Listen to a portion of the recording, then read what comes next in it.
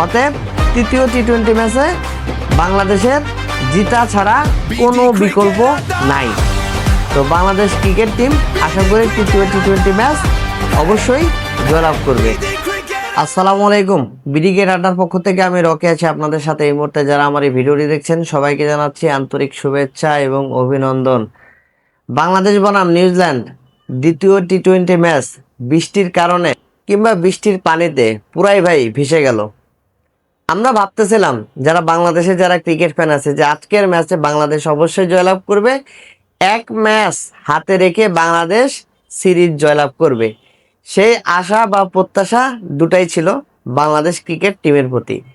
কিন্তু বৃষ্টির কারণে ম্যাচটাই তো হলো না, মাঠেই গড়ালো না ম্যাচ, বৃষ্টিটা আর থামলোই না, যার কারণে ম্যাচটাও আর হলো না। ম্যাচ শুরু হওয়ার কথা ছিল দুপুর 2টায়, এরপরে বৃষ্টি থামে না। অনেকে বলতেছিল যে যদি 4টার সময় যদি আকাশটা ক্লিয়ার হয় তাহলে 4টার সময় ম্যাচটা শুরু হবে, হয়তোবা ওভার কমায় দেওয়া হবে। কিন্তু এরপরেও বৃষ্টিটা থামার কোনো আভাস পাওয়া গেল না, বৃষ্টিও থামলো না, ম্যাচটা আবার দিন শেষে হলো না। পরবর্তীতে ম্যাচটাই পরিত্যক্ত ঘোষণা করা হয়।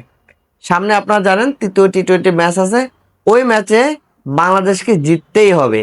ওই ম্যাচ যদি নিউজিল্যান্ড জিতে যায় তাহলে সিরিজটা 1-1 সমতা হবে। আর যদি বাংলাদেশ তৃতীয় টি-20 ম্যাচটা জিতে তাহলেই শুধু বাংলাদেশ সিরিজটা জয়লাভ করতে পারবে।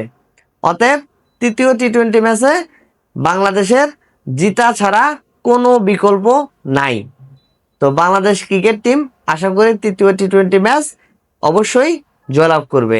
বাংলাদেশ টিমের জন্য দোয়া এবং ভালোবাসা রইল। সবাই ভালো থাকবেন। বিডিগেট আড্ডার পক্ষ থেকে আমি রকি আজকে বিদায় নিচ্ছি। আল্লাহ হাফেজ।